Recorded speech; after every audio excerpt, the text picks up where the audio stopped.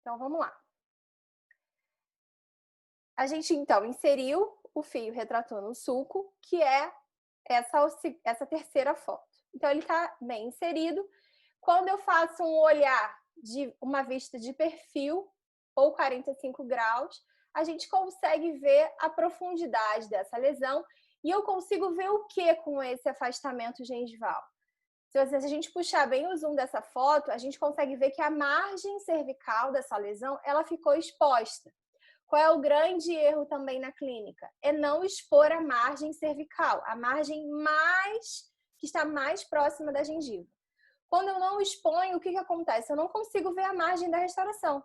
Então, às vezes, vai ficar um degrau muito grande, vai começar a impactar alimento, vai ter uma inflamação gengival que vai gerar sangramento e a gente vai perder essa restauração facilmente, tá?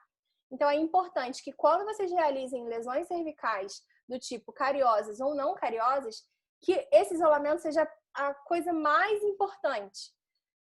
Com o isolamento sendo feito de forma corretamente, a gente consegue sim realizar o quê? Uma boa adesão, uma boa longevidade, a gente vai ter um resultado muito melhor dessa restauração. Em seguida, como a gente está no isolamento relativo, a gente não tem ali o lençol de borracha, correto? Então, ali, a partir desse momento, vocês conseguem ver um branquinho aqui. Esse branquinho é o quê? É a proteção dos dentes adjacentes, para que eu possa realizar o condicionamento ácido. Por que eu protejo os dentes adjacentes? Porque eu não quero condicionar dente que eu não vou restaurar. Então, como ali tem uma face que quase chega na proximal, é sempre importante a gente fazer a proteção dos dentes com uma fita veda-rosca, tá? Faço essa proteção e inicio o condicionamento ácido. Esse condicionamento ácido é feito com ácido fosfórico, normalmente de 35% a 40%. O que mais vende é o de 37%, tá?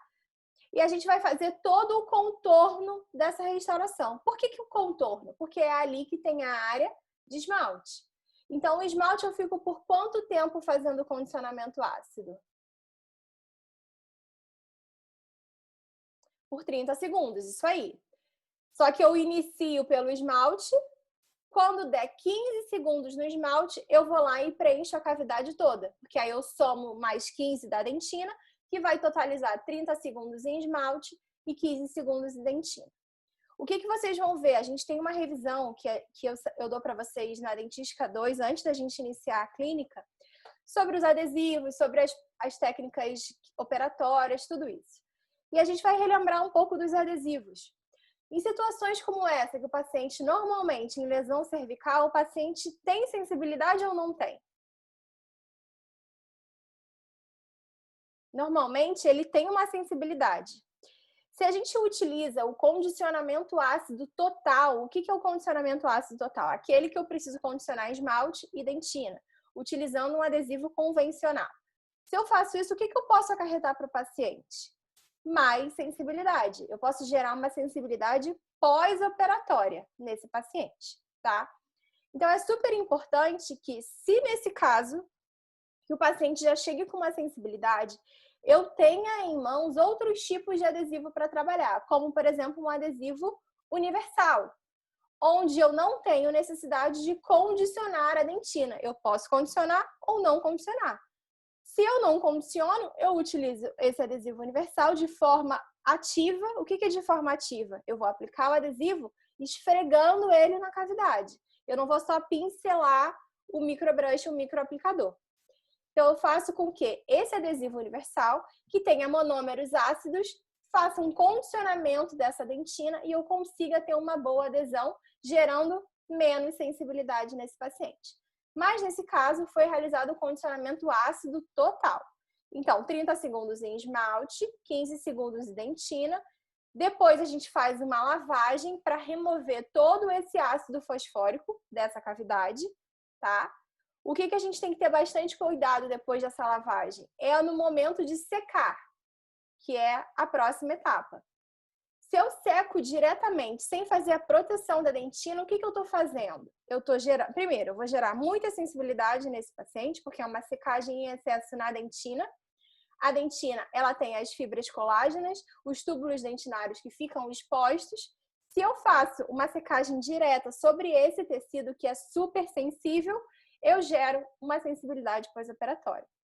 Além disso, essas fibras colágenas, se eu seco elas demasiadamente, o que acontece? Elas vão colabar. O que é colabar? Elas vão se unir, elas vão se fechar. E eu preciso desses túbulos abertos, porque o que vai passar por esse túbulo? A adesão, vai ser o adesivo. É a penetração do adesivo que vai fazer com que a gente tenha uma boa adesão. Se eu tenho os túbulos fechados, o que vai acontecer? Eu não vou ter uma boa adesão. Então, eu preciso proteger essa dentina de forma que ela fique úmida. Por isso que a gente fala que a adesão não é algo fácil, porque a minha secagem vai ser diferente da secagem de vocês, que vai ser diferente de outras pessoas. Então, a gente não consegue determinar exatamente como é realizada essa secagem da dentina. O que a gente precisa saber é que ela precisa estar levemente umedecida. Então, eu vou colocar uma bolinha de algodão levemente umedecida e vou segurar ela e vou secar o restante daquela área. Tanto aquele esmalte como o dente, tirar toda a umidade que tem em volta daquela área. Por quê? Agora eu vou colocar o adesivo. Adesivo não combina com umidade. Então, não adianta eu só secar aquela área mais cervical do dente e eu ver que o dente, toda a parte mais incisal, os dentes adjacentes, eles estão com água. Não adianta. Eu estou mantendo ainda uma umidade. Então, a gente seca bem, tá? E depois a gente faz a aplicação do sistema adesivo. Aplico o sistema adesivo, removo o excesso. Por que a gente remove o excesso? Porque eu não quero uma camada de adesivo. Eu quero simplesmente uma película de adesivo. Ela só tem que penetrar nos túbulos dentinários, fazer uma boa adesão, mas ela não tem que criar uma espessura.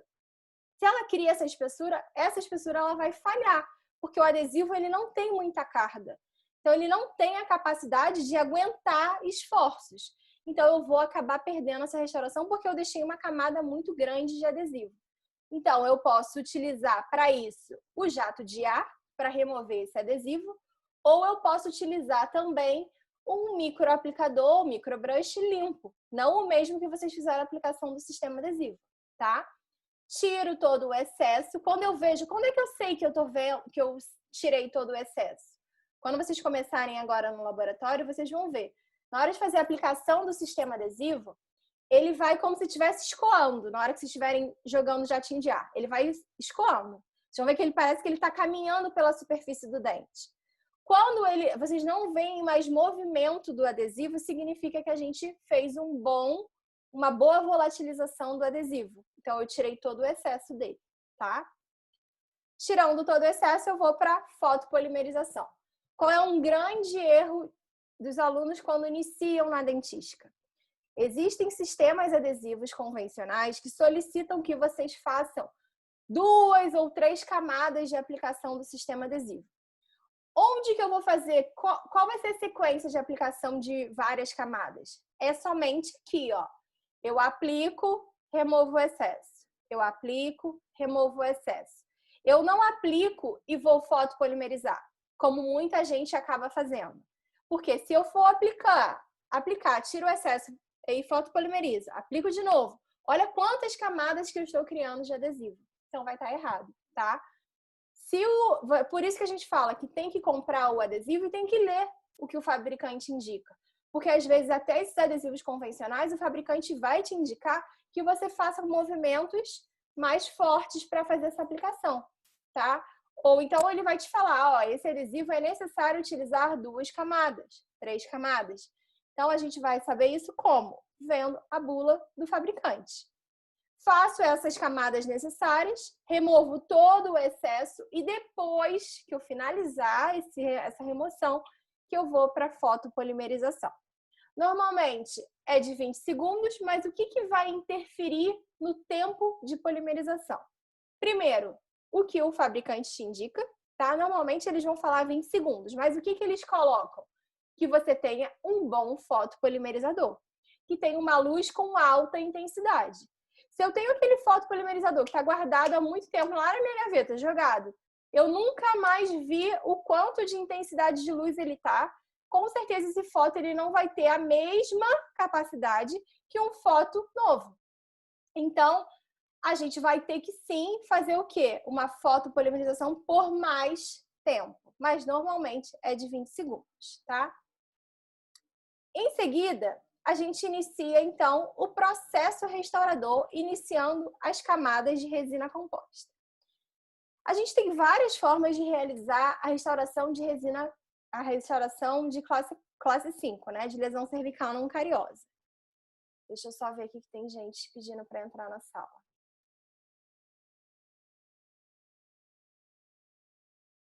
Vamos lá.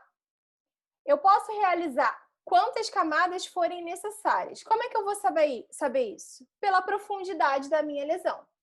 As lesões mais rasas, mais superficiais, às vezes eu consigo fazer com 2 camadas só. Ou então, depende do tipo de resina composta que eu vou estar utilizando. Normalmente, a gente vai utilizar a resina composta convencional. Mas se eu utilizar uma resina composta do tipo book fill, vocês sabem o que é uma resina composta do tipo book fill?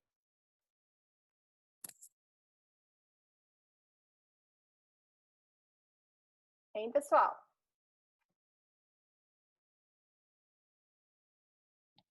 Eu não, prof. Tá. O que é essa resina, qual é a diferença da resina composta do tipo book fill para as resinas convencionais? As resinas convencionais, elas normalmente eu só posso utilizar incrementos. O que é o incremento? É o pedaço, a quantidade de resina que eu vou colocar na cavidade. Eu só posso colocar incrementos de até 2 milímetros. Eu não posso trabalhar com incrementos maiores. Porque o que vai acontecer? Ela não vai polimerizar. Eu não vou ter um resultado correto de polimerização dessa resina composta. Aí veio essa nova categoria de resina composta, que são as resinas compostas do tipo book fill.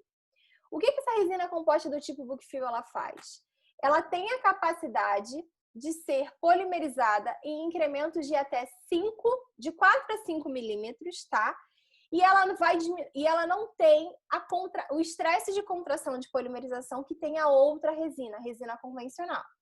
Então, por que a gente faz com a resina convencional incrementos de até 2 milímetros? Primeiro, pela polimerização e segundo, pelo estresse de contração de polimerização. O que é o estresse de contração de polimerização?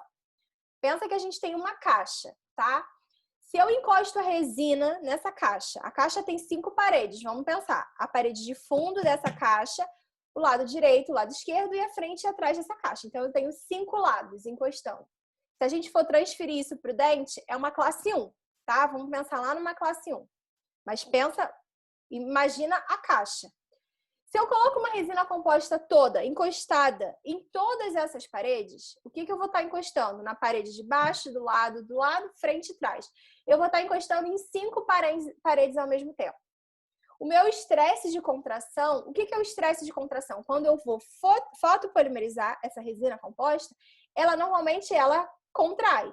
Isso é inerente a todas as resinas compostas, elas têm uma contração. Quando ela faz essa contração, o que acontece?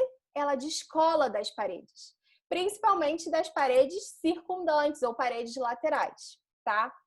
Então, quando eu faço a utilização de uma resina do tipo book fill, o que aconteceu? Eles mudaram as partículas de carga presentes dentro dessa resina composta, onde eu posso utilizar esses incrementos maiores encostando em todas as paredes.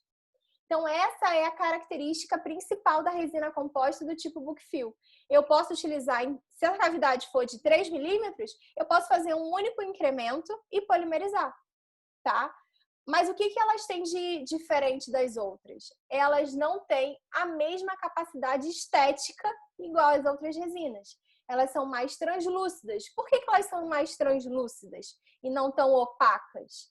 Porque elas precisam que a luz atravesse por toda essa resina até 5 milímetros para polimerizar. Para isso, eles tiveram que fazer uma resina composta mais translúcida. Então, quando a gente faz restaurações de dentes posteriores, lá, se a cavidade é muito profunda, eu posso sim diminuir a profundidade dessa caixa. Vamos pensar que tem uma cavidade de 5 milímetros em relação ao tecido pulpar, em profundidade. Tem 5 milímetros. Eu coloco a resina composta do tipo book fill, né, dentro dessa cavidade, utilizando 2 a 3 milímetros. polimerizo. E depois eu faço a técnica convencional que vocês aprenderam lá na classe 1, utilizando resina composta de dentina e de esmalte. Eu vou agilizar um pouco o meu processo de restauração.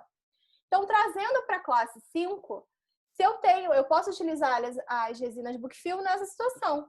Eu posso utilizar aqui e eu só teria um único incremento, que não é o caso. Eu só quis trazer para vocês a categoria da resina Bookfill para que vocês entendessem, vocês lembrassem do que é fator de contração, que é isso relacionado à quantidade de paredes que eu vou estar encostando no momento de realizar essa polimerização, para que eu não tenha um aumento na contração de polimerização dessa resina composta, tá? Então, aqui nesse caso, a gente fez em 3 incrementos. O primeiro incremento a gente chama de incrementos oblíquos ou incrementos inclinados. Então, assim, se a gente olha essa foto P aqui, eu consigo ver que eu tenho uma resina de dentina, porque é a camada mais interna, que ela está inclinada, vindo da parede mais cervical para o meio da cavidade. Eu faço a aplicação, é importante que vocês lembrem que toda vez que eu faço a aplicação de uma resina composta, eu já posso utilizar o pincel, não deixar para utilizar só na última camada, porque quanto mais lisa tiver uma camada recebendo a outra de cima, melhor será o meu acabamento e polimento, tá? Faço a aplicação dessa primeira camada e depois fotopolimeriza. Depois eu faço a segunda aplicação da dentina, agora mais na área voltada para a incisal dessa margem, dessa restauração, não mais lá na cervical.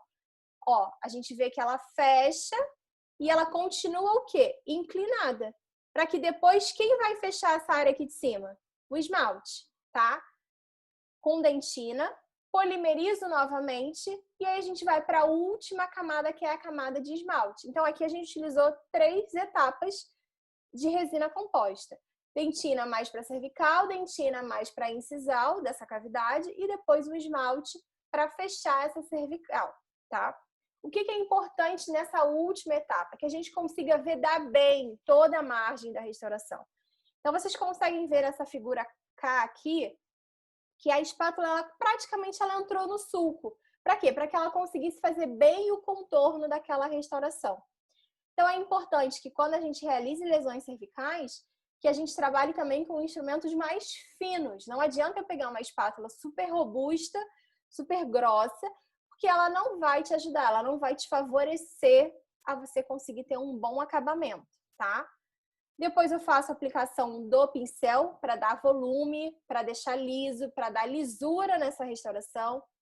Sempre é importante, na hora de realizar restaurações do tipo classe 5, é que você olhe essa restauração não só por vestibular, mas que você olhe essa restauração por proximal. Para quê? Para que veja o contorno cervical.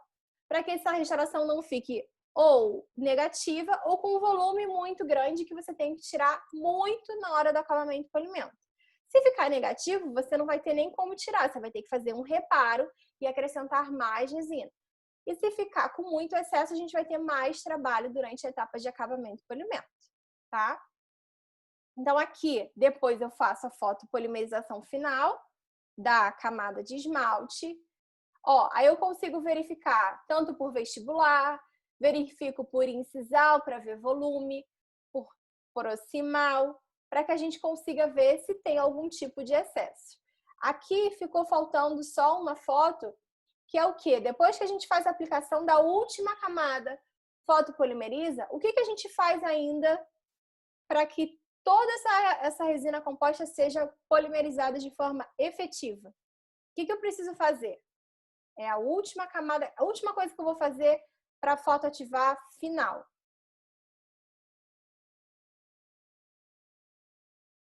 Alguém fala?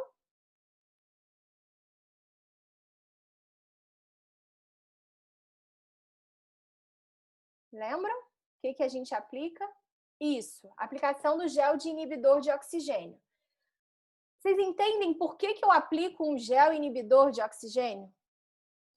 É para que a gente entenda o seguinte: a última camada da resina, não é para criar bolhas, tá? Não é para evitar bolhas, não é nada disso. Por quê? A gente já fez a polimerização da última camada de resina composta, então eu não consigo mais modificar aquela resina que está ali em relação A lisura, a estrutura dela, eu não consigo. Ela já foi polimerizada lá. Apliquei o esmalte, polimerizei, e aí eu preciso fazer a última camada em relação ao quê? A que está em contato com o ar. Quando a gente fala de polimerização da resina composta, que é o que vai dar o resultado final ao longo dos anos, um resultado favorável, significa que eu preciso ter uma boa polimerização de todas as camadas. E a gente sabe que a última camada da resina composta, por exemplo, nesse caso foi o esmalte lá na cervical, essa última camada, a parte mais fininha, mais superficial, ela em contato com o oxigênio, onde tem oxigênio? Em qualquer lugar, no ambiente oral. Esse oxigênio, ele inibe a polimerização da resina composta. Então, eu comentei até com vocês em relação... Eu já vou... Eduardo, tem gente pedindo para entrar? Deixa eu ver. É porque quando eu ponho para compartilhar a tela, não aparece mais para mim. Foi. Então, a polimerização da resina composta, eu sempre tenho que proteger a última camada com alguma coisa. Então, o que eu uso? Um gel inibidor de oxigênio. Eu aplico esse gel para quê? Porque ele cria uma película e naquela última camada, quando eu crio essa película, não tem mais o oxigênio em contato. O oxigênio ficou em contato agora com o gel inibidor. E aí eu polimerizo por cima, para que aquela resina de esmalte que tinha uma camada superficial que não tinha tido uma boa polimerização, possa ter uma polimerização final de forma correta. Por isso que a gente utiliza o gel inibidor de oxigênio. Para quê? Para aquela última camada que estava em contato com o oxigênio, que não polimerizou de forma correta, tenha uma boa polimerização. Tá? Então, vamos começar o gabarito referente ao protocolo de acabamento e polimento, onde a gente vai ter duas formas de realizar o acabamento. Se a gente estiver trabalhando na região anterior ou se a gente estiver trabalhando na região posterior. Então, vamos lá. A região anterior, deixa eu abrir um pouquinho mais aqui a tela. Vamos lá. Então, primeiramente, o dente aqui é o dente 21 em questão, né? Acabamento anterior e posterior. O dente 21 que sofreu uma restauração do tipo classe 4, né? É o que aparenta. Primeira coisa que eu vou fazer quando eu finalizo essa restauração de acabamento em relação à etapa de acabamento e polimento é verificar se tem algum excesso na face proximal. Aquela face proximal que está bem encostada ao dente adjacente, eu não vou conseguir sentir com a sonda, eu não vou conseguir sentir com nenhum instrumental. Como que eu vou sentir? Passando o fio dental. Na hora que eu passo o fio dental, ele tem que passar de forma contínua, ele não pode desfiar, ele não pode travar, ele não pode pegar em nenhuma face, porque senão ele vai estar... Eu vou saber, se tiver acontecendo isso, que tem um excesso naquela face proximal. O que vai acontecer? Vai ser a área que vai começar uma pigmentação dessa margem, porque vai ter excesso, vai começar a desenvolver alguns problemas que podem levar ao insucesso dessa restauração, tá? Então, eu vendo que tem excesso, eu posso tirar esse excesso mais grosseiro primeiro com uma lâmina de bisturi. Novamente, a lâmina de bisturi está voltada com a parte ativa dela para a região incisal, nunca voltada para a região cervical.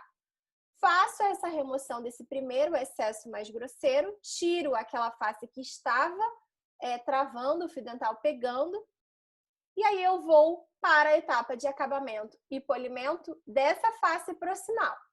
Então, para isso, porque a face proximal eu não consigo inserir nada, eu não consigo inserir uma broca, eu não consigo inserir um disco, eu não consigo inserir nada nessa face proximal, porque é a área de contato entre um dente e outro. Para isso, a gente tem as tiras de lixa de poliéster. Então, cuidado com esses nomes, tá? Existe a tira de poliéster, que ela é só poliéster, ela não tem nenhuma granulação, que é para quê? Para utilizar em restaurações de tipo classe 3, classe 4, para isso. Tira de poliéster. Existe a tira de lixa de poliéster, que é essa da foto, onde ela tem uma área central que é só o poliéster, não tem nenhuma granulação. Para quê? Para que eu passe pela área interproximal, para que eu passe no meio desses dentes. Se eu já uso Na hora de passar diretamente uma área que tenha granulação, o que eu posso estar fazendo? Removendo o ponto de contato dessa restauração. Então, primeiro, eu vou pegar minha tira, ela normalmente ela tem um lado branquinho e um lado cinza. Então, normalmente o lado branco é a que tem uma granulação mais fina e o lado cinza tem uma granulação mais grossa. E no meio dessa fita, dessa tira, tem uma área que não tem granulação, não tem lixa, que é onde eu vou passar entre os dentes. Passei e vou iniciar um movimento em S para fazer o acabamento e polimento. Então, vocês conseguem ver aqui que a tira ela vem pela face palatal dos dentes do 12 e do 20, 12 e do 11. Ela passa pela região proximal e depois ela vai direto para cima de qual dente? Do dente oposto. Então, eu não uso a tira abraçando o dente assim, ó. Eu vou sempre cruzar ela em S para conseguir fazer um movimento de vai e vem. Para isso, por que eu faço esse movimento em S? Para que eu não tire esse formato que tem as faces proximais. Senão ela vai ficar reta, ela vai ficar plana. E ela não é, ela é convexa, ela tem uma área mais volumosa para proximal. Então eu faço assim, depois eu troco o S para o outro lado para conseguir terminar de fazer o acabamento e polimento. Faço tanto com a mais grossa, depois com a mais fina. Se tem uma pequena área que esteja em excesso, eu não preciso usar a grossa, eu já vou direto para a fina. Agora, se tem muito excesso, eu uso a grossa e depois a fina, tá? Depois que eu faço essa etapa de remoção dos excessos proximais, eu vou para a etapa de quê? Ver se essa restauração não ficou alta, se a restauração está tendo um bom contato oclusal. Então, eu vou pegar um carbono na pinça na pinça Miller, e a gente vai fazer a checagem dos contatos oclusais para ver se não tem nenhum excesso naquela face palatal que esteja interferindo a oclusão do paciente, tá? Depois que eu faço isso, se tiver, o que eu vou utilizar? Eu vou utilizar as brocas em formato de chama ou em formato de barril para a face palatal. Por que a gente utiliza esse tipo de broca, esse tipo de ponta diamantada? Porque elas são semelhantes à concavidade palatina que existem nos dentes anteriores. Se eu pego uma broca completamente reta ou uma broca esférica, ou se eu utilizo uma broca tronco-cônica, que é aquela que vai afinando, mas é um tronco, ela não se assemelha com a face palatal dos dentes anteriores. Então, o que vai acontecer? Ela pode nem desgastar aquela resina que está em excesso e começar a desgastar o quê? O dente do paciente. Então, quando eu trabalho com esse tipo de formato de broca, eu tenho um bom acabamento daquela face palatina, tá? Removi o excesso, ok. Agora a gente vai começar a trabalhar na forma dessa restauração. Para isso, os dentes anteriores, eles têm bastante áreas livres, superfícies livres, que é a superfície vestibular, a superfície ainda proximal, a gente ainda consegue utilizar um pouco o disco de lixa. Então, para isso, a gente vai utilizar esse sistema, que é um disco de lixa, que vai ser adaptado num mandril, onde a gente vai utilizar na baixa rotação, que ele vai ter uma granulação grossa, média, fina e extra fina, para que a gente consiga fazer todas as etapas de acabamento e polimento para que se tenha um resultado final favorável. Qual é o grande erro de pessoas que começam a trabalhar com esses tipos de discos e não sabem que tem que utilizar a sequência? O problema é, se eu vou lá do grosso e tirei todo o excesso que tinha com o grosso e vou direto para o último, que é o fino, você não vai conseguir ter um bom acabamento e polimento. Se foi necessário você utilizar o disco mais grosso, porque tinha muito excesso, estava precisando remover bastante resina composta, eu tenho que fazer a sequência completa desses discos. Então, eu vou utilizar do grosso até o fino. Eu não vou pular etapas, tá? Se eu tenho uma restauração que já estava no formato bom, tem pouca coisa para ser removida na face vestibular, às vezes eu não preciso usar o grosso nem o médio, eu vou precisar usar o fino e o extra fino.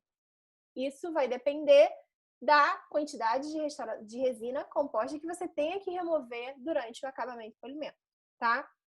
Então, normalmente a gente utiliza tanto em relação a comprimento do dente, em relação à forma desse dente. Então, se essa restauração ficou um pouco mais comprida do que o dente do lado, eu venho com um disco e faço a remoção desse excesso na incisal. Se eu vejo que os ângulos dessa restauração não ficaram bem semelhantes ao dente que eu estou copiando, que é o dente adjacente, eu vou com um disco e acerto esse formato. Depois disso, eu posso trabalhar com disco também na face vestibular. Então, se eu vejo de perfil, vejo que o volume dessa restauração não está adequado, eu trabalho com esse disco nessa face vestibular, tá? Depois que eu removi todo o excesso dessa face vestibular, normalmente o dente fica liso, fica sem textura. Então, eu posso começar a fazer algumas texturas, texturizar essa face vestibular com essas borrachas de acabamento e polimento, utilizando a sequência correta. Cada fabricante tem a sua sequência, então não adianta eu falar para vocês que sempre vai ser o cinza, o verde e o rosa. Não é assim, porque essa aqui é uma marca comercial que indica utilizar dessa forma. Eu sempre tenho que ter em mente que eu vou utilizar da mais granulosa para a menos granulosa. Tem marcas comerciais que vão ter branco, amarelo e verde, tem umas que têm umas cores mais fortes, então isso vai depender da marca comercial que vocês estão trabalhando. Sempre é importante que entre uma passada dessa borracha e depois que você estiver indo para de menor granulação, porque é sempre decrescente, do mais granuloso para o mais fino. Eu não estou buscando um polimento, então eu sempre vou trabalhar do mais granuloso para o menos granuloso. Que entre essas borrachas e entre esses discos eu faça o quê?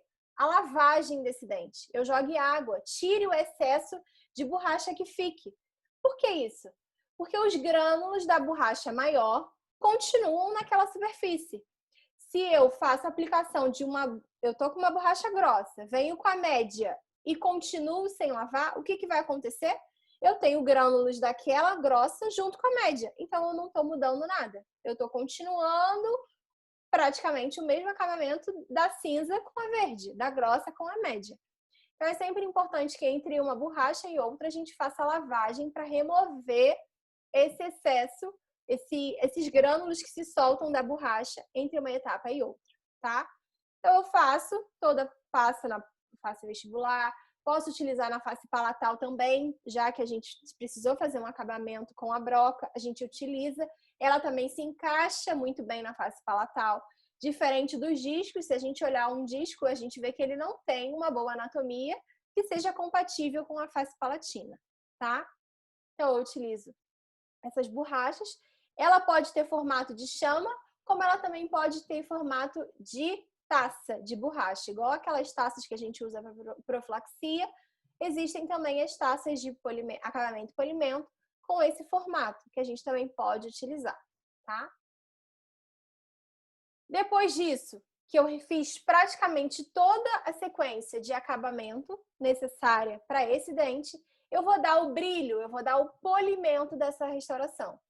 Então, eu posso lançar mão dessas pastas de polimento, onde a gente vai aplicar na superfície que eu quero polir e vou utilizar um disco ou eu vou utilizar uma escova de feltro.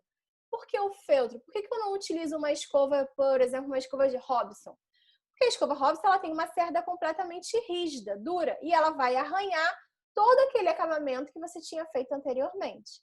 Então, é importante que você possa utilizar discos de feltro ou escovas de feltro para essa etapa, para que ele dê o brilho final da sua restauração. Deixa eu ver a pergunta. Pode ser a pasta de polimento universal, tá?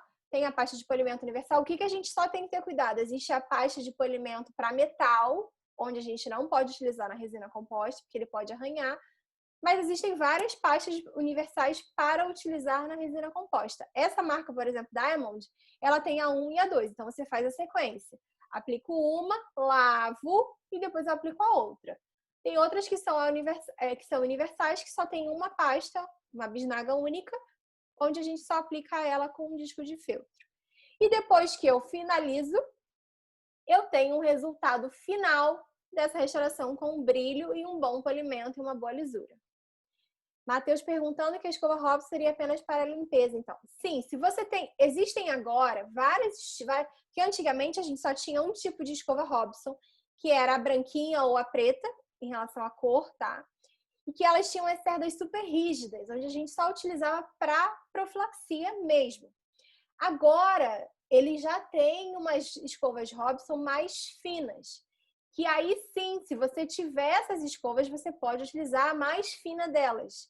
Por exemplo, a gente tem a American Burst, que é uma marca de brocas e de taças e de escovas, que eles fizeram uma sequência de taça de escova de profilaxia, de escova Robson, onde a última ela é super fininha. Então, eu posso utilizar o polimento. Mas caso você não tenha, você tem que usar uma escova que seja de feltro para que você tenha o resultado final. E mesmo que você utilize essas escovas Robson, né, mais finas, é importante que no final você use um feltro. O que é um feltro? Se quem tem carro e gosta de levar para passar cera, essas coisas assim, é como se eu estivesse fazendo isso com a cera, a pasta de polimento. Passo a cera e depois ele não vem sempre com uma roda de um feltro grande dando brilho no carro? É a mesma coisa que eu vou fazer com a restauração. Eu vou estar dando o brilho final dessa restauração.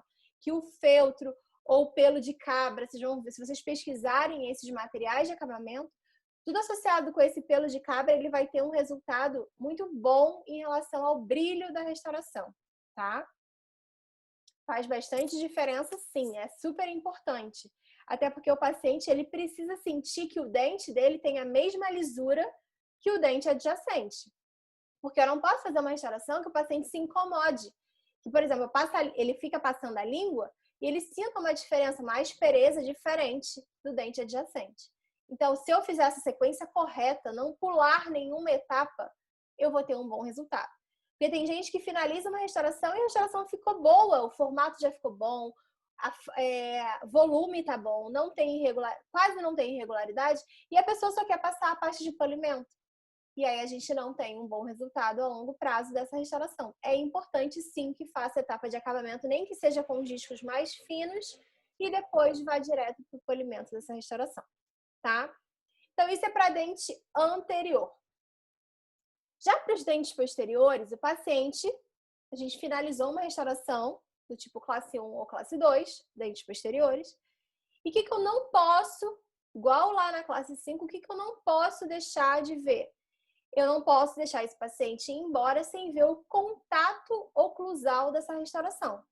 Porque ele não pode ir embora sentindo que por exemplo, se for uma restauração ampla, que a gente teve que anestesiar o paciente, não adianta eu tirar o isolamento e perguntar assim, tá alto? O paciente não vai saber te falar, porque o paciente está anestesiado. Às vezes ele vai falar, tá alto, mas é da anestesia. Ah, eu não tô sentindo nada, tá bom. Porque ele tá anestesiado. Então, é sempre importante que a gente faça a checagem dos contatos oclusais. Eu vou relembrar isso para vocês lá na Dentística 2, nesses protocolos que eu vou falar para vocês, mas o que a gente sempre faz que é importantíssimo para dentes posteriores e dentes anteriores? Vou fazer uma restauração. Às vezes o paciente só tem que fazer uma restauração. Eu posso, com essa única restauração posterior dele, mudar toda a oclusão do paciente? Não, eu não posso. Eu tenho que manter os mesmos contatos. Como é que eu faço isso? Como é que eu mantenho os mesmos contatos? Antes de fazer o isolamento, antes de eu começar a restauração, eu checo o contato oclusal desse paciente. Eu vejo quais dentes próximos a essa restauração que eu vou fazer, quais lugares estão batendo. E fotografo com o celular mesmo, eu anoto. Cúspide tal, tá batendo na cúspide tal. E marco isso, eu desenho, para que eu saiba que, ao final da restauração, eu vou verificar a oclusão de novo do paciente. Se eu vejo que ela tá batendo no mesmo lugar, ótimo, eu fiz uma ótima restauração, não vai ter problema. Agora, se eu vejo que na hora que eu botei o contato oclusal, botei o carbono para o paciente verificar o contato oclusal e vejo que ficou contatos completamente diferentes do que tinha anteriormente, o que aconteceu? A minha restauração ela ficou alta, que ela está interferindo no contato oclusal do paciente. Se eu deixo ele embora dessa forma, o que vai acontecer? Ele vai começar a sentir dor, vai sentir incômodo e vai ligar para você no dia seguinte, nossa, eu não consigo, parece que eu tenho uma pedra no meu dente. Essa é a sensação que o paciente vai te relatar, tá? Então, se você faz a checagem antes dos contatos oclusais, restaura e depois faz depois, você consegue comparar e ver aonde que você possa ter acrescentado mais resina, onde não deveria, e você tira faz a remoção desse excesso sem problemas, tá? Então, a gente faz isso com carbono também, faço a checagem dos contatos oclusais e onde tem excesso, eu vou remover. Como a gente tem umas faces que são as vertentes, né, dos dentes posteriores, eu posso utilizar uma broca troncocônica, eu posso utilizar uma broca mais fininha que eu consiga remover só aquele excesso. Se eu trabalho com brocas mais volumosas, o que vai acontecer? Essas brocas vão encostar em várias paredes, elas vão estar desgastando demais e não tem necessidade, eu só tenho que desgastar aquilo que está em excesso. Depois que eu faço esse desgaste, que vai ser com brocas de acabamento e polimento, então como é que eu sei que são brocas de acabamento e polimento? São as brocas que normalmente os fabricantes vendem como F e FF. Então, por exemplo, eu tenho a broca 1190 normal e tenho a 1190 F e a 1190 FF. Eu não vou usar a 1190 F e FF para fazer um preparo, se for necessário. Eu vou utilizar o quê? Eu vou usar para fazer acabamento e polimento, tá? Então, essa sigla FFF significa, normalmente, a F ela tem uma média granulação e a FF tem uma fina granulação, tá? Faço a remoção desses excessos. Aí, o que eu tenho que pensar? Se eu for associar o primeiro, o anterior, com o posterior. Eu consigo utilizar os discos de lixa na face oclusal? Anatomicamente, eles não vão se adaptar. Não tem como. Não cabe, né? Se eu colocar um disco ali, ele vai destruir toda a minha estrutura, toda a minha anatomia. Então, é importante que eu utilize esses discos aonde? Se eu estou fazendo uma restauração classe 2, que envolva faces proximais, eu posso trabalhar com esse disco na face proximal. Tiro o excesso maior e depois eu vou com a tira de lixa em formato de S, aqui está mais fácil ainda de ver, e faço o acabamento e polimento daquela face proximal. Depois disso, que eu trabalhei as proximais, eu vou para onde? Para a face oclusal. De novo, utilizando as borrachas em formato de taça ou formato de chama para fazer esse acabamento e polimento da face oclusal. Faço a sequência correta, lavando entre elas. E depois eu posso utilizar uma escova junto com a pasta de polimento para ter o brilho final dessa restauração. Então, a gente vê que a sequência de acabamento e polimento ela é sempre a mesma. Eu só vou adaptar o quê? Os materiais para aquelas situações que eu vou estar trabalhando. Se for anterior, eu consigo trabalhar muito mais com disco. Se for posterior, eu consigo trabalhar muito mais com as borrachas, pelo formato anatômico dessas estruturas, tá? Alguma dúvida em relação ao acabamento e polimento das restaurações de dentes anteriores ou posteriores? Se alguém quiser perguntar alguma coisa, tá?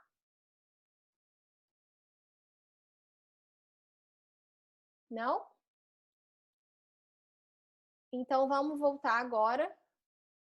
Vamos começar, na verdade, o clareamento caseiro, tá? Foi a aula que eu dei para vocês.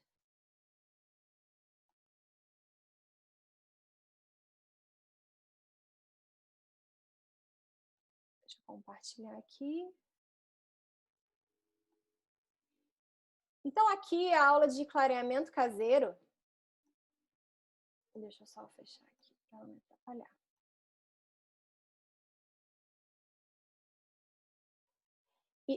Monique, o que você falou em relação às borrachas de polimento, eu comentei, vou falar de novo, não tem problema. Não adianta eu falar para você que a cor sempre vai ser cinza, verde, rosa, branco, verde, amarelo, porque cada marca comercial tem a sua sequência. O que você vai ter que sempre entender é que a sequência dessas borrachas, elas vão ter a de maior granulação, a de média e a de fina granulação. Eu tenho que sempre fazer de forma decrescente, então do maior para o menor. Então, quando você compra o seu kit, normalmente ele vai te falar, essa aqui é de maior granulação, essa é de média e essa é de baixa granulação. E aí você faz a sequência. Normalmente, se você compra a caixinha, vem escrito alta, média e baixa, ou se você compra saquinhos separados, você consegue ver isso, até buscar na internet a marca comercial que você está comprando e você consegue ver qual é a sequência correta.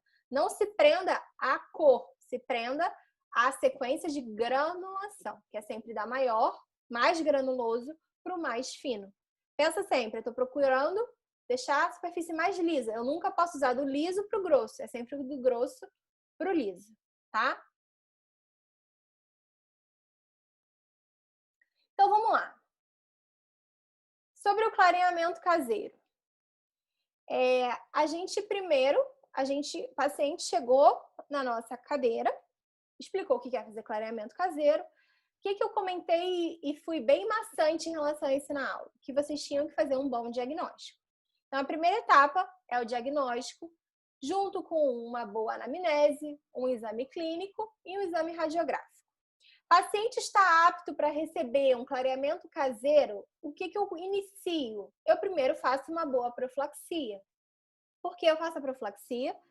Para que esse dente esteja completamente limpo, para que a gente consiga ver exatamente qual é a cor desse dente, para que eu consiga ver também que uma superfície lisa, sem placa bacteriana, vai ter uma melhor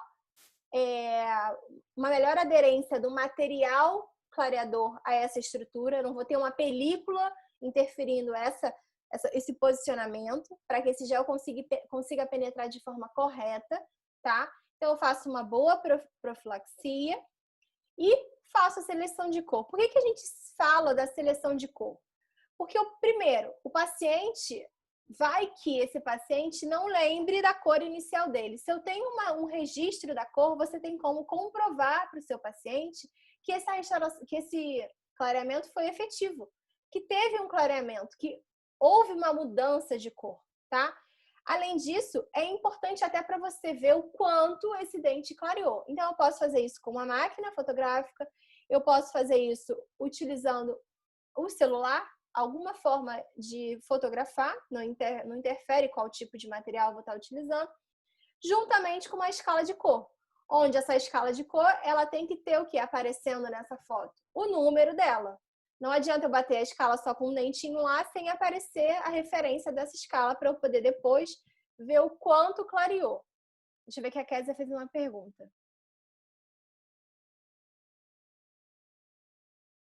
Prof, poderia colocar a imagem da higiene oral para representar as instruções de higiene? Ah, sim, poderia. Não tem problema, tá? Tá falando no gabarito, né? Não tem problema. Aqui, ó, a gente tem a escala de cor que tem um número aqui. Essa foto já tá errada, eu não consigo ver a escala de cor, tá? Mas eu seleciono a cor desses dentes. Normalmente eu faço a seleção dos dentes anteriores e faço do canino também, porque o canino é o dente que a gente tem maior diferença de cor para os demais. Se o paciente chega com vários dentes de várias cores, eu faço a seleção de todos os dentes anteriores, pelo menos, tá? Depois que eu selecionei a cor, eu vou para a moldagem. A etapa de moldagem, onde a gente vai utilizar um bom alginato para que eu consiga ter uma boa cópia, uma cópia fiel do que tem em boca, para que a gente consiga fazer uma placa de clareamento de forma correta, tá? Depois disso, eu vou utilizar a manipulação do gesso. Eu faço a manipulação do gesso para que eu tenha um modelo de gesso para confeccionar a placa de clareamento. O que é importante? Quando eu for realizar esse modelo de gesso, depois que eu já tiver o tempo para conseguir trabalhar com o gesso, eu consiga fazer um desgaste nele. Então, eu vou fazer toda a remoção da rebarba que tenha e vou fazer o furo do palato que eu falei para vocês, para que a gente consiga ter o vácuo na máquina, na prensadora a vácuo, tá? Então, depois eu vou utilizar essa máquina de vácuo para fazer essa placa de clareamento. Ela vai ser posicionada na parte superior e o modelo de gesso na parte inferior. Ela vai esquentar. Quando ela começar a fazer aquela bolha, vocês vão visualizar isso na parte mais prática, a gente desce com essa placa vácuo. E aí ela vai dar vácuo nesse modelo de gesso e vai criar uma placa de clareamento. Então, aqui é a placa de clareamento finalizada, ainda na máquina a vácuo. E depois eu vou remover eu retiro e eu preciso remover o quê? Primeiro, aquele excesso de material plástico, né, que não vai ser utilizado. Então, eu faço um recorte mais grosseiro e eu fico com uma placa dessa forma. Lembra que eu comentei com vocês que a gente não precisa do palato, eu não preciso de muita placa sobrando além do dente, porque vai incomodar o paciente. Então, eu faço recorte. Primeiro, eu recorto o palato, retiro todo aquele excesso na parte mais cervical e deixo de 1 a 2 milímetros da área cervical para o final dessa placa, tá? O que eu ainda posso fazer aqui depois dessa etapa? Se eu recorto, normalmente a gente faz o recorte com a tesoura. Se eu faço esse recorte e fica alguma rebarbazinha, quando o paciente posicionar e essa rebarba ficar tocando aqui no tecido gengival, ele vai incomodar. A gente pode vir com um disco de lixa lá do acabamento e polimento e passar ali para ele ficar mais lisinho, tá? Depois disso, que eu estou com a placa confeccionada, placa de clareamento confeccionada, eu seleciono o agente clareador. Depois disso, eu vou passar as instruções de uso para esse paciente. Então, vamos só relembrar aqui que a gente nem botou ali, mas é importante. Os agentes clareadores para os dentes, para o procedimento de clareamento caseiro, quais são? Quero agora a participação de vocês. Que tipo de gel eu posso utilizar para a realização de clareamento caseiro supervisionado? Isso. Peróxido de carlamida, quantos por cento? Qual é a porcentagem desse gel? A concentração. 16%? De 10 a 22%, tá? O que a gente tem de mais seguro para trabalhar para clareamento caseiro supervisionado? O peróxido de carbamida a 10%, tá? Eu não tenho, lembra que eu comentei com vocês em relação à sensibilidade, os resultados a longo prazo desses clareamentos, se eu utilizo 10, 16 e 22, eles só geram o quê? Mais sensibilidade se eu utilizo concentrações mais altas.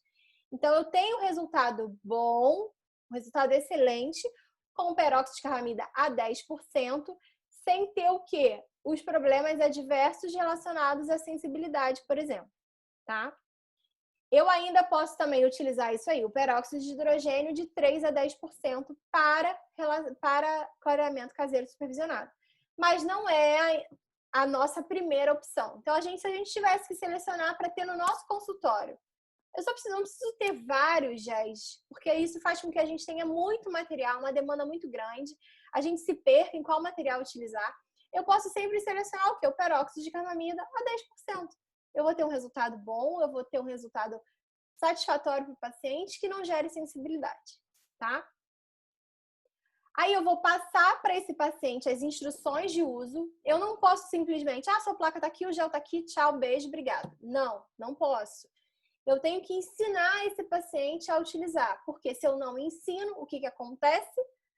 Se eu não posiciono essa placa para ele ver, se ele não faz a aplicação do gel na minha frente, ele pode colocar gel demais e gerar o quê? Uma inflamação gengival, pode gerar até um problema gástrico, porque ele pode começar a ingerir esse gel de tanto gel que ele está usando. Ou então colocar quase gel nenhum e não clarear, tá? Então, eu preciso passar as instruções para ele. Explico para ele que ele precisa higienizar esses dentes antes de realizar o clareamento. Ensino ele a fazer a aplicação, como eu já comentei. Como a gente vai explicar para eles é sempre de forma mais simples possível. Eu não vou falar para o paciente que ele vai colocar uma gota de gel na superfície vestibular mais central. Eu não vou falar isso. Eu vou falar para ele, você vai colocar uma gotinha desse gel aqui, você vai apertar, vai ser uma gota, e você vai colocar na parte da frente, bem no meio, na frente. Ele vai entender, tá? Não use em termos técnicos para o paciente não se sentir. Às vezes ele vai falar que entendeu e ele não entendeu nada, tá? O paciente tem vergonha de falar que às vezes não entendeu.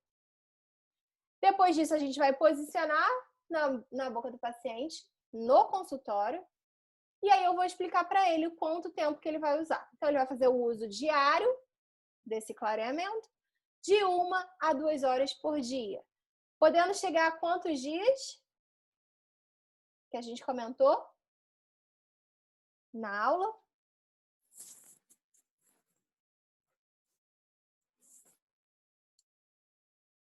Pode chegar até 2 meses, tá? Mas lembra que eu comentei que normalmente a gente já tem um bom resultado em 6 semanas. Isso, de 21 dias a 30 dias, até chegando a 6 semanas a gente já tem um bom resultado. Então, às vezes, eu preciso de 3 a 4 semanas. O paciente nunca fez, às vezes, de 3 a 4 semanas eu já tenho um bom resultado, tá? Quando que eu vou utilizar tratamentos longos com peróxido de carbamida? Quando é aquele paciente que normalmente tem manchas por tetraciclina. Lembram que eu comentei isso? Pacientes que têm manchas de tetraciclina, a gente tem que fazer um tratamento a longo prazo, com gel de baixa concentração, e normalmente isso pode chegar de 6 a 8 meses, clareando. A gente dá um start com um gel de alta concentração no consultório, uma aplicação só, e depois fica com um gel de baixa concentração durante um longo tempo para tentar clarear essas manchas. Então, eu expliquei para esse paciente que ele vai fazer uso diário, 1 a 2 horas por dia, que toda vez que ele, depois que fizer o uso dessa placa, ele tem que limpar essa placa, então ele tem que remover essa placa, lavá-la, secar e guardar. Às vezes o paciente tira do jeito que tirou, coloca na caixinha e deixa. No outro dia que ele vai pegar, ela pode já estar mofada. Então, a gente tem que ensinar o nosso paciente que ele tem que lavar, ele tem que secar essa placa e guardar bem guardada. Não é jogar em qualquer lugar, porque ele vai ficar usando essa placa todos os dias. O tratamento pode durar de 2 a 6 semanas, que é o que eu comentei para vocês. E aqui foi a foto final do antes e depois de um clareamento caseiro supervisionado, tá? Alguma dúvida em relação ao clareamento? E o tempo vai acabar de novo. A gente retorna novamente para a gente fazer o último exercício, tá? Eu vou parar e a gente volta. Quem tiver dúvida, tira na nossa última reunião. Voltem todos, por favor.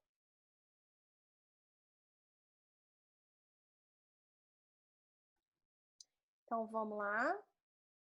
Para o clareamento não vital, o nosso último protocolo desse semestre, né? Então, aqui, quando a gente... Deixa eu abrir um pouquinho mais. Vocês consigam ver melhor.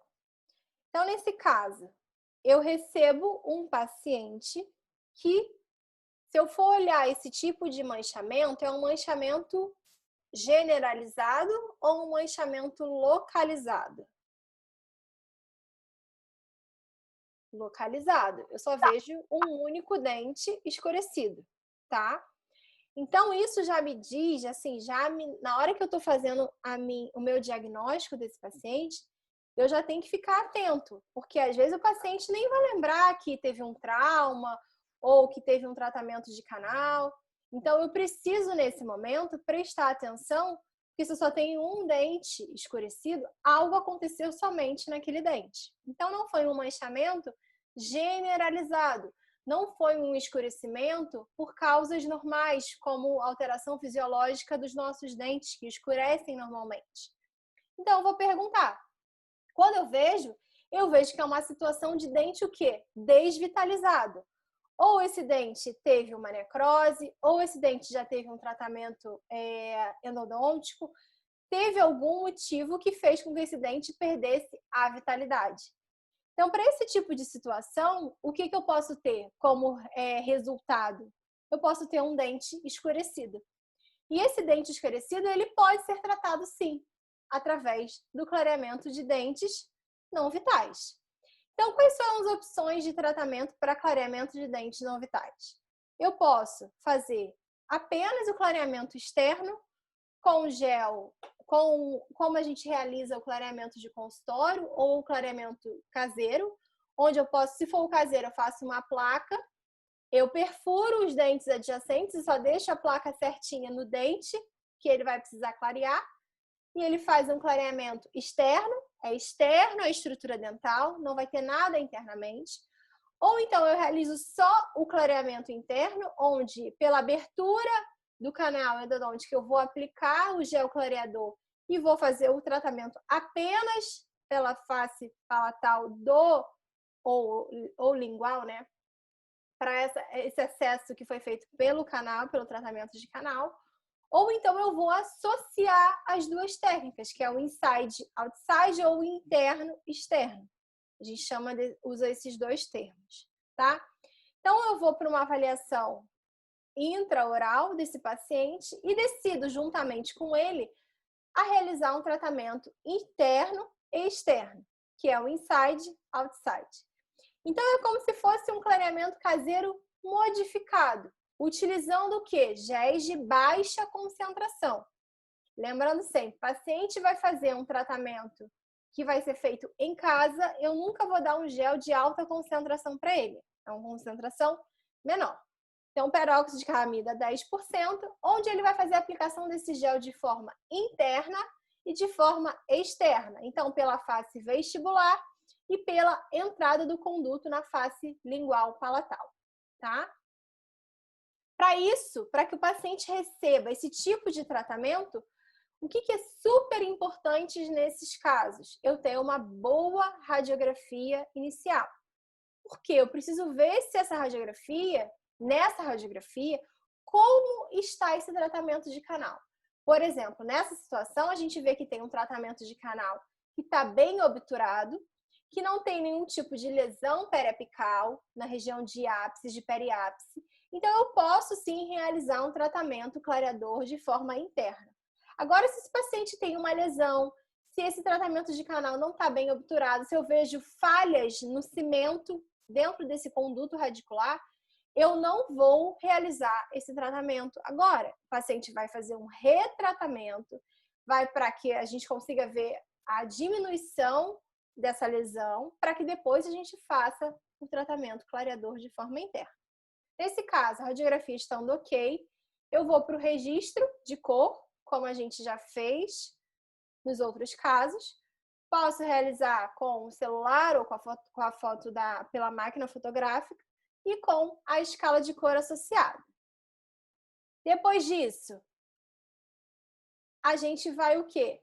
Fazer o que é importantíssimo, que é o que acontece no tratamento de clareamento interno. Eu preciso fazer um selamento chamado selamento biomecânico, que é um selamento biológico e um selamento mecânico. São dois materiais diferentes que eu vou utilizar dentro do conduto radicular para quê? Para que evite a difusão desses agentes clareadores dentro da câmara pulpar para o tecido periodontal.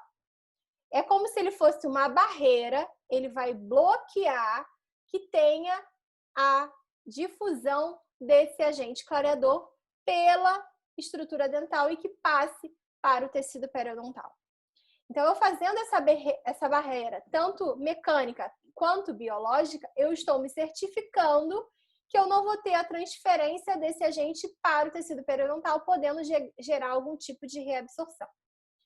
Agora, se eu não faço esse selamento biomecânico, com certeza eu vou ter algum tipo de problema referente a essas estruturas adjacentes, esse tecido periodontal, gerando um problema maior que pode ser até uma reabsorção cervical nesse dente, tá?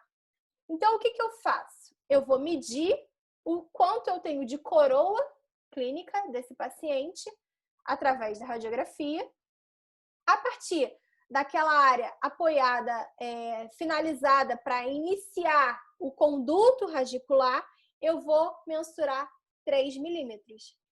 Então, eu sei que esses 3 milímetros para dentro do conduto radicular vão ser o quê? O espaço proveniente para eu realizar o selamento biomecânico.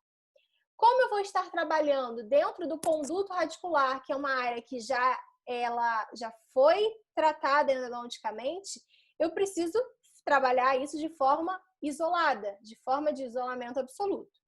Então, eu realizo o isolamento absoluto e faço a abertura palatal, removo aquele material restaurador que estava fechando esse conduto radicular para inserir o quê? O material de selamento biomecânico. Então, aqui, ó, se vocês olharem a radiografia, essa figura R, eu consigo ver que nesses 3 milímetros aqui presentes, eu tenho o quê? Material obturador. Eu preciso remover esse material obturador. Quando eu venho para essa figura C, eu já vi que eu removi a estrutura. Por quê? O material aqui agora já ficou radiolúcido, já não tenho mais nenhum material obturador naquela área, tá? Então, olha a diferença da figura O para essa da C, que eu vejo já a entrada do canal sem nenhum tipo de tratamento obturador. Eu me certifico como que eu fiz a remoção correta? Primeiro, eu vou sempre mensurar com sondas milimetradas ou régua milimetrada e vou fazer radiografia e vou verificar na radiografia se eu conseguir remover todo aquele material obturador referente aos 3 milímetros. Porque às vezes a gente só remove o centro e deixa as paredes completamente cheias de material obturador. Então, eu preciso remover toda aquela área, tá? Depois disso, a gente vai para o selamento biomecânico, que é quando a gente vai inserir o material dentro do conduto, tá? Esse material inserido, ele vai ser colocado 1 milímetro referente a material biológico e 2 milímetros referente a material mecânico. Onde vai estar esse 1 milímetro? Vai ser o mais apical possível. Então, vai ser o primeiro material que eu vou colocar. Ele vai ter 1 milímetro de espessura. Qual vai ser a função desse selamento biológico? Neutralizar o agente clareador. Que tipo de material eu posso utilizar para fazer essa neutralização? Eu vou utilizar o hidróxido de cálcio pó, o hidróxido de cálcio pró-análise, que é o PA, tá?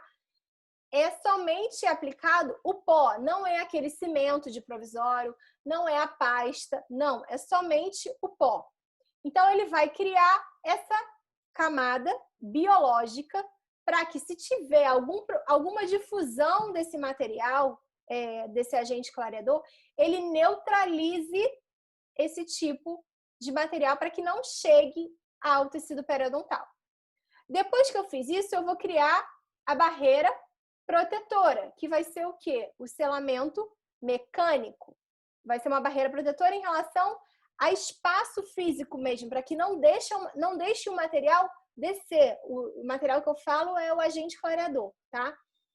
Então, essa barreira protetora que a gente vai colocar 2 milímetros em cima desse pó, vai ser feito com o quê? Eu posso utilizar o cimento de fosfato de zinco, eu posso utilizar também o ionômero de vidro. O que é mais fácil trabalhar? O ionômero de vidro fotopolimerizável, que é essa bisnaga que eu só aplico nos 2 milímetros que eu preciso e polimerizo. Ele fica em posição, eu não preciso aguardar o tempo de presa desse material, tá? Como que eu vou me certificar se eu coloquei 1 milímetro e 2 milímetros desse material? Através da radiografia, tá? Então, eu sei que com a sonda milimetrada, por exemplo, se eu tirei aqueles 10 da coroa e 3 do que eu preciso, eu tenho 13. Então, eu faço a aplicação primeiro da primeira barreira, né?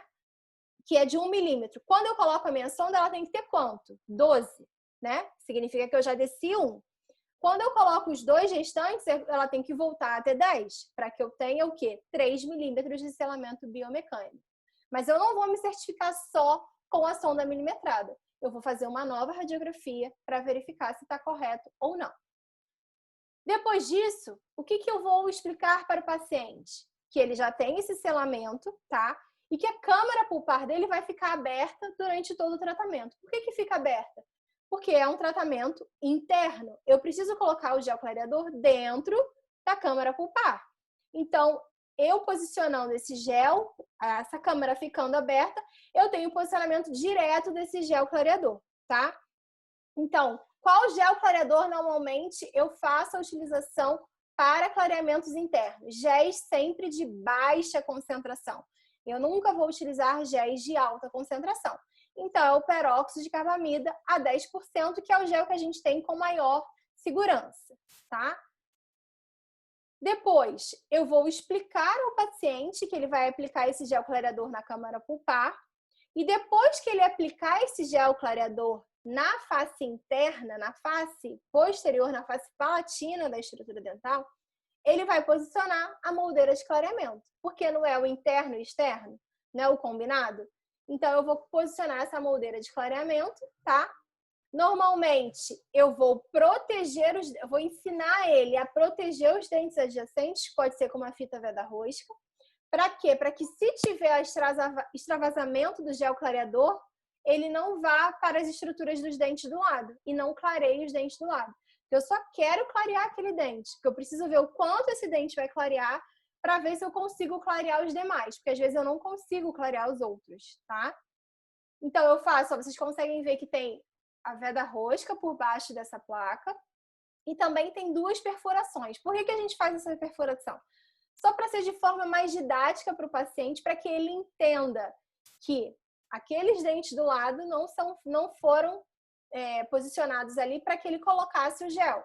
Ali são áreas que não tem que usar o gel. E entre esses 2 furos, ele vai colocar o gel nesse dente, que vai ser clareado.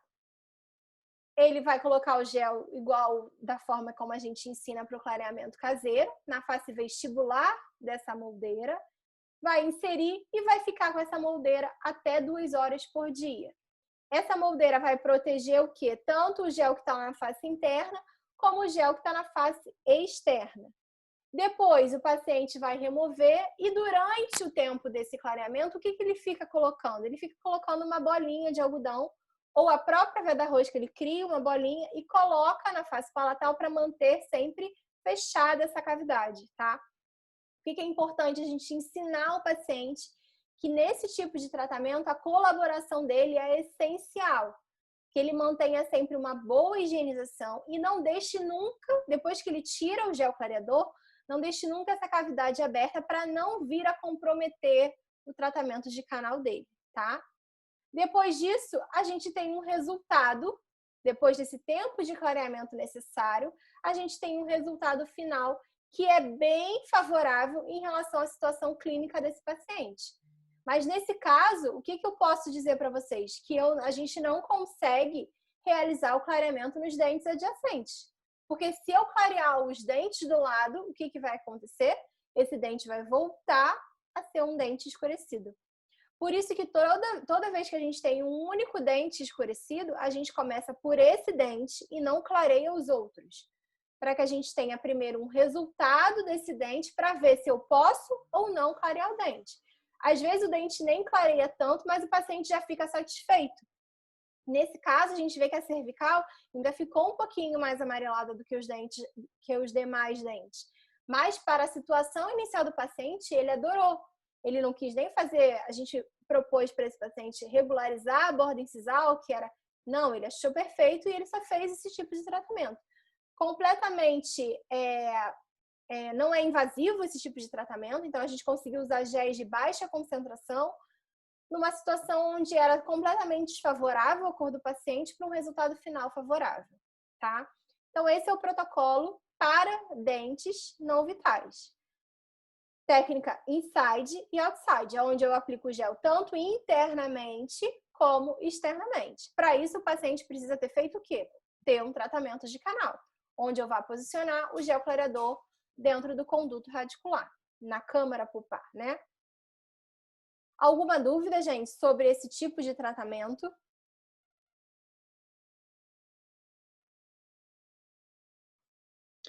Professora, tem como você explicar de novo aquela parte ali onde coloca o hidróxido de cálcio, a medida? Fiquei meio perdida ali. Vou colocar de novo aqui para vocês verem. Aqui, ó. Eu fiz a remoção dos 3 milímetros para dentro do canal radicular, tá? Quando é que a gente vai saber? Normalmente é a altura da inserção óssea desse paciente. Terminou a coroa clínica, eu vou mensurar o que ele tem de coroa clínica e depois eu vou mensurar 3 milímetros aquém, 3 milímetros para o ápice. tá? Normalmente, isso já é o quê? Na entrada do conduto radicular do paciente. Então, é isso que eu preciso remover, esses 3 milímetros. Removo esses 3 milímetros e volto a me certificar radiograficamente que está tudo removido de forma correta. Então, se eu tinha antes 10 milímetros de coroa, eu tenho que ter depois, na verificação com a sonda, 13, porque eu removi os 10, que é da coroa, e mais os 3 milímetros que eu preciso de selamento biomecânico, tá? E aí, o posicionamento é exatamente o quê? 1 milímetro mais profundo, 1 milímetro mais pro ápice. Então, se eu tenho 3, o que vai ficar mais encostado ao conduto, ao tratamento de canal, é o quê? Esse 1 milímetro, que é o pó de hidróxido de cálcio. Depois, os 2 milímetros vão ser do quê? Da barreira protetora, que pode ser o ionômero de vidro fotopolimerizável, o cimento de fosfato de zinco, tá? Esse tipo de material que a gente vai utilizar para fazer o selamento mecânico. Entendeu isso? Sim. Uhum. Obrigada. Nada. Mais alguma pergunta, gente, relacionada a esse tipo de protocolo? Não? Então, eu também gravei essa aula, tá? Eu vou juntar esses vídeos num só, vou disponibilizar para vocês no sistema. Vou colocar também o de clareamento caseiro e o clareamento de dentes vitais, né? O completo, a aula toda para vocês. Lembrando que foi a aula que eu dei aqui, então às vezes ela tem uns cortes, porque eu fecho e abro novamente, mas vocês vão ter essa aula completa. E qualquer dúvida que vocês tenham, vocês podem me mandar um e-mail, tá? Que eu respondo vocês, ajudo vocês. E acredito que na próxima semana, eu acho que vocês já estão retornando para as atividades práticas presenciais, né? Então, é bom que esses protocolos vão auxiliar vocês nessas atividades, vão facilitar para que vocês não percam a sequência clínica de tratamento do paciente. Lembrando que isso é um protocolo que a gente tem que sempre adaptar para cada situação clínica, tá? Alguém tem alguma dúvida? Quer falar alguma coisa? Não? Então, a gente finalizou aqui, tá? Qualquer dúvida, vocês me mandem um e-mail e a gente conversa por lá. Tá bom, gente? Uma boa noite a todos, bom descanso. E é isso. Beijinho para vocês.